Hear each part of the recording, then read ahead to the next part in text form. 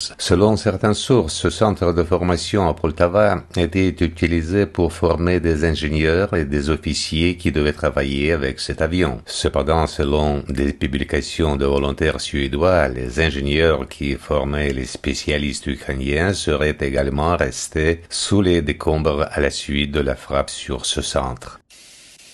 Bonjour mesdames et messieurs, bienvenue sur ma chaîne. Alors pour cette vidéo, on va s'intéresser à la situation à l'Ukraine et particulièrement au bombardement de l'école militaire en Ukraine, dans le Poltava. Et donc, commentez, likez, partagez pour vous soutenir et soutenir la chaîne. Sans plus tarder, nous passons à la vidéo. Le 4 septembre, le matin, on a découvert cette information sur la plupart des médias occidentaux. Et ici, voilà comment elle est présentée sur France 24. À Poltava, les recherches se poursuivent pour déblayer les décombres.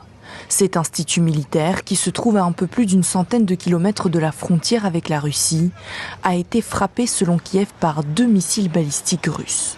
Mais des bâtiments résidentiels ont aussi été touchés. Nous avons eu très peur. Nous nous sommes précipités dans la salle de bain parce que c'était vraiment effrayant. Heureusement, nous n'avons rien eu. Mais il y a une maison à proximité où tout a été soufflé, toutes les fenêtres.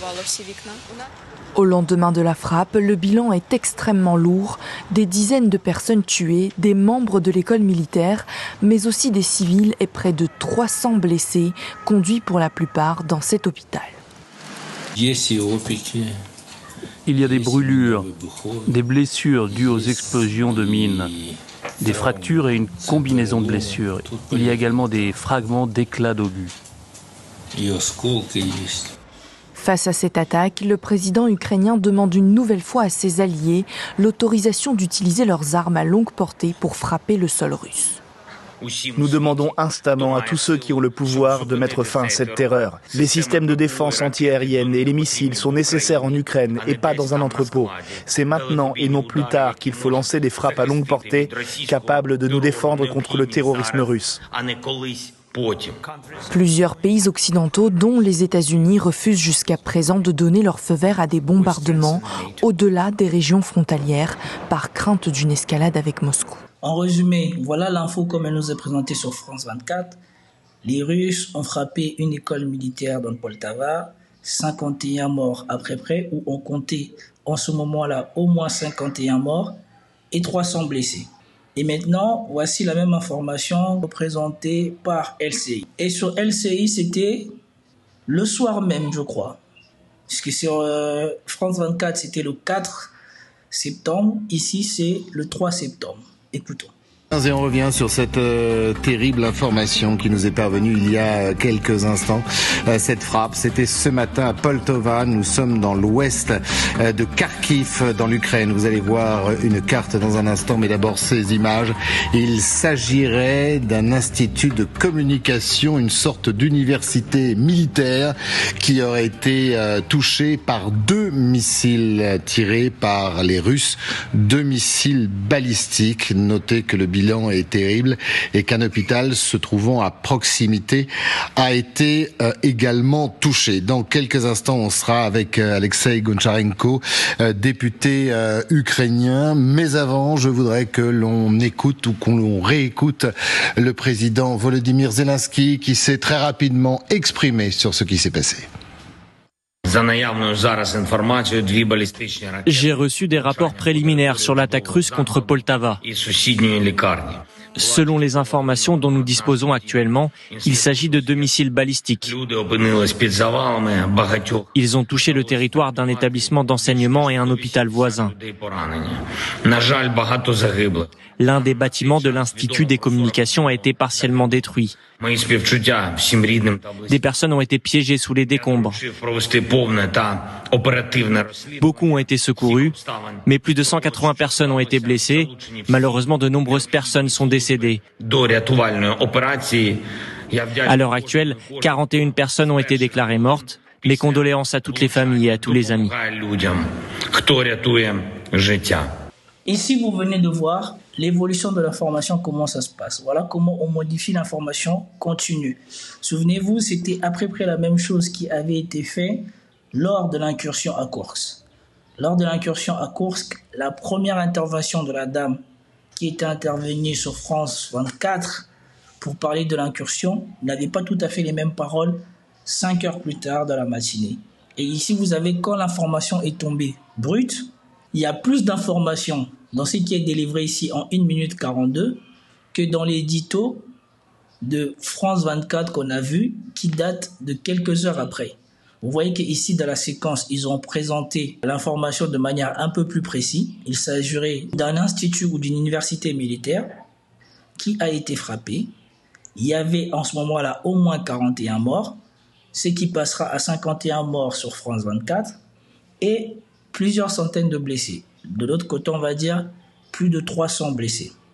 Cependant, de l'autre côté, on ne va pas s'attarder sur le fait de donner toutes ces informations. On va s'attarder sur le fait que les Occidentaux ne donnent pas assez d'armes à l'Ukraine ou ne donnent pas l'autorisation à l'Ukraine de frapper la Russie.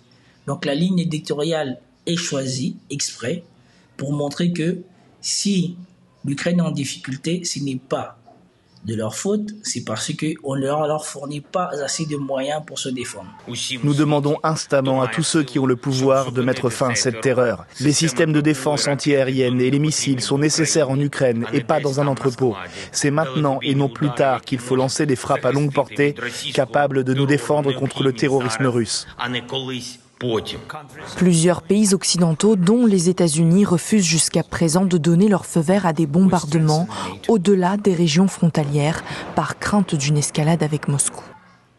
Alors qu'ici, vous avez vu que les premières réactions de Zelensky ne consistaient pas en cela, consistaient à dire ce qui s'est passé et à rester vague sur le pourquoi du comment la Russie avait choisi de cibler cette université. J'ai reçu des rapports préliminaires sur l'attaque russe contre Poltava. Selon les informations dont nous disposons actuellement, il s'agit de 2 missiles balistiques. Ils ont touché le territoire d'un établissement d'enseignement et un hôpital voisin. L'un des bâtiments de l'Institut des communications a été partiellement détruit. Des personnes ont été piégées sous les décombres. Beaucoup ont été secourus, mais plus de 180 personnes ont été blessées. Malheureusement, de nombreuses personnes sont décédées. À l'heure actuelle, 41 personnes ont été déclarées mortes. Mes condoléances à toutes les familles et à tous les amis. Et ces informations-là, on vient les découvrir après. Et voilà pourquoi la plupart du temps, moi je fais des vidéos, j'essaye toujours de vous dire qu'on essaye de vous donner quel est le nécessaire pour vous faire adhérer à une seule vision des choses. D'accord? Et donc, maintenant qu'on a eu l'information quand elle a à peu près tombé sur LCI et quand elle a été retravaillée sur France 24, maintenant on va passer à des sources alternatives de l'information pour voir après quelle a été la cause ou le pourquoi du comment cet institut militaire a été visé. Et donc, premièrement, nous allons partir sur Military Summary. Donc là, on a l'info du 4, parce que je suis parti sur la chaîne Military Summary, la version française. Normalement, sur la version anglaise, la vidéo date d'au moins 12 heures avant. Donc, elle est en anglais et elle daterait du 3, comme sur LCI. Mais ici, pour des soucis de facilité pour la digestion de la vidéo, je suis tombé sur la version française d'information, donc je préférais vous la donner en information. Bonjour à tous les amis, vous êtes sur la chaîne des rapports militaires et aujourd'hui nous allons discuter de la situation en Ukraine au 3 septembre 2024. Aujourd'hui un grand nombre d'événements ont eu lieu, alors commençons. Nous commencerons par la ville de Poltava, où, selon certaines sources, les forces aérospatiales russes ont lancé une frappe massive de missiles, qui a conduit à la destruction quasi totale d'un centre de formation en communication et en télécommunication. La frappe a été effectuée à 9 h le 3 septembre et voici des images de la fumée qui s'est dégagée après l'impact, ainsi qu'une autre photo publiée par des sources ukrainiennes. Un peu plus tard, nous avons reçu un plus grand nombre de photos et de détails. Sur ces images, nous pouvons voir ce qui s'est passé exactement avec le bâtiment lui-même. Il semble qu'en gros une partie, probablement l'aile gauche du bâtiment, a été presque totalement détruite. Zelensky a déjà fait une déclaration à la nation à propos de cette frappe et selon ces informations, plus de 180 personnes ont été touchées, dont 41 sont morts. Les sources russes donnent des chiffres totalement différents. Selon elles, plus de 100 personnes ont été tuées et plus de 500 blessés, ce qui représente plus de 600 pertes pour l'armée ukrainienne à la suite de cette frappe sur le centre de formation à Poltava. Un autre point intéressant, certains experts et analystes militaires notent une augmentation des publications dans le segment suédois de Telegram et sur Internet. Je vous rappelle qu'avec les F-16, les pays occidentaux et les États membres de l'OTAN prévoyaient de fournir à l'Ukraine des ASI-890 AVAX, un appareil de soutien au F-16. Selon certaines sources, ce centre de formation à Poltava était utilisé pour former des ingénieurs et des officiers qui devaient travailler avec cet avion. Cependant, selon des publications de volontaires suédois, les ingénieurs qui formaient les spécialistes ukrainiens seraient également restés sous les décombres à la suite de la frappe sur ce centre. C'est donc une perte assez importante pour les forces armées ukrainiennes. Voilà, l'information que je voulais vous délivrer ici, et ce qui était vraiment important que les Occidentaux ont omis de dire, c'est que ce centre a été visé parce que c'est un centre d'information, de communication. Et nous savons que l'une des choses qui a permis à l'Ukraine d'avoir du succès dans son incursion à Koursk, c'était le brouillage des communications russes. Ils ont brouillé caméras ou la surveillance russe au niveau de la frontière de Koursk. Et la deuxième information, c'est celle qui est délivrée ici. C'est que la livraison de F-16 devait s'accompagner de la livraison d'ingénieurs et de matériel qui vont avec le F-16. Et les Américains ont dit que eux, ils n'allaient pas envoyer d'ingénieurs sur place.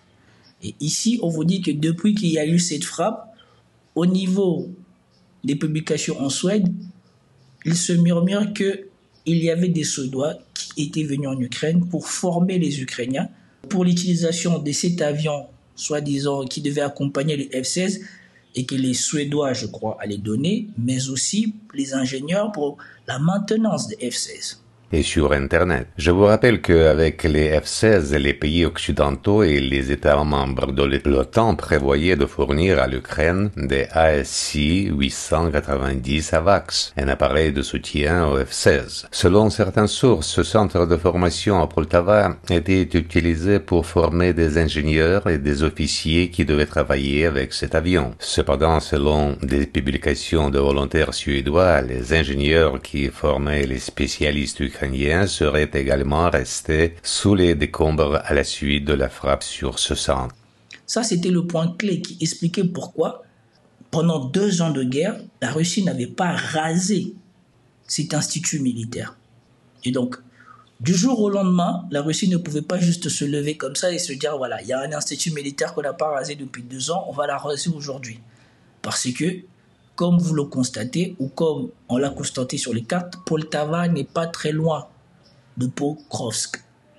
Et nous savons depuis un moment que l'Ukraine avait perdu beaucoup de sa défense aérienne au début de l'année. Ensuite de ça, on lui avait donné des patriotes qu'elle a rapprochés des lignes de front avec son incursion à Koursk et qu'elle en a reperdu. Si cette cible était vraiment prioritaire, ils auraient pu l'anéantir depuis longtemps. Mais ils ne l'ont pas fait et ils l'ont frappé juste cette fois-ci. Et ils l'ont frappé de manière très ciblée et pas n'importe comment avec 2 frappes de missiles. Probablement 2 frappes d'Iskander. On poursuit. La manière dont l'Ukraine communique sur ce bombardement russe laisse à penser qu'il n'y aurait pas de victimes de l'OTAN ou de leurs alliés occidentaux. Et à chaque fois que la Russie a revendiqué avoir touché ou détruit des Occidentaux en Ukraine, on nous a toujours dit que ce n'était pas vrai. Et ici, la communication autour des blessés est maintenue à leur minimum ou est donnée pour ne pas éveiller les soupçons. Comme vous allez le voir dans la vidéo qui suit, ce qui corrobore le fait qu'il y aurait probablement des Occidentaux qui auraient été atteints dans ce bombardement, c'est les vérités qui sortent sur le personnel médical de la ville qui vous disent qu'il y a beaucoup plus de blessés que ça. Et donc pour ça, on va écouter une partie de la vidéo de Xavier Moreau. Donc à Poltava, les Russes ont repéré le centre de formation de guerre électronique parce que ils ont publié une photo sur les réseaux sociaux pour expliquer qu'ils faisaient de la formation là-dedans.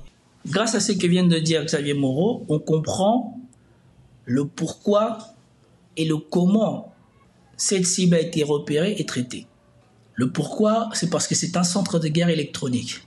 Et deuxièmement, ils l'ont publié en disant ce qu'ils faisaient là sur les réseaux sociaux. Résultat, ça a été frappé. Par contre, la probabilité qu'il y ait des Occidentaux parmi les victimes de cette frappe est corroborée par ce qu'il dit ici. Donc comme je le disais, là où ça a frappé le plus fort, c'est à Poltava. Et là, Kiev a annoncé une quarantaine de morts et à peu près 200 blessés. A priori, ça devrait être beaucoup plus. C'est ce que disent les blogueurs, les habitants. Notamment, il y a une infirmière qui a annoncé plus de 250 morts et des centaines de blessés. Donc sa vidéo a été supprimée, mais on a pu vérifier et elle est bien infirmière.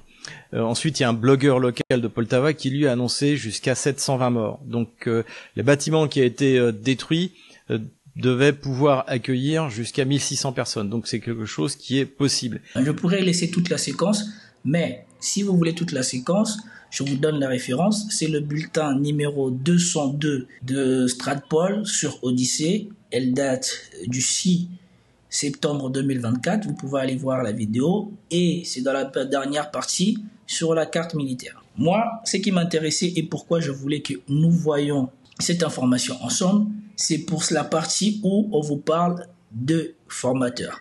Parce que n'oubliez pas, il n'y a pas si longtemps, Emmanuel Macron déclarait ceci.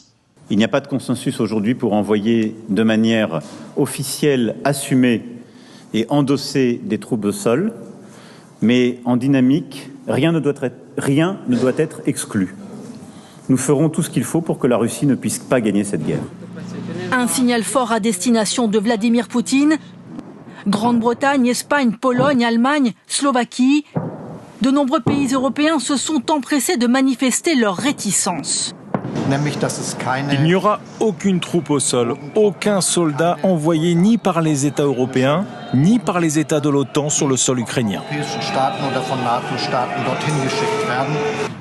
Même fin de non-recevoir du côté du premier fournisseur d'armes à l'Ukraine, les États-Unis.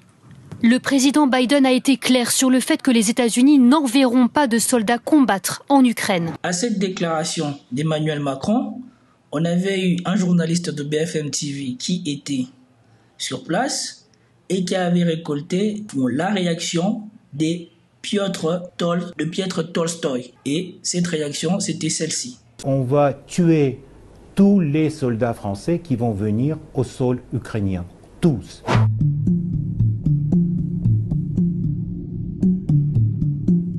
On s'en fout de son opinion. Vous vous foutez de ce que dit Emmanuel Macron. Exactement. Et quand il vous dit qu'il est prêt, éventuellement, à ne pas se fixer de limites.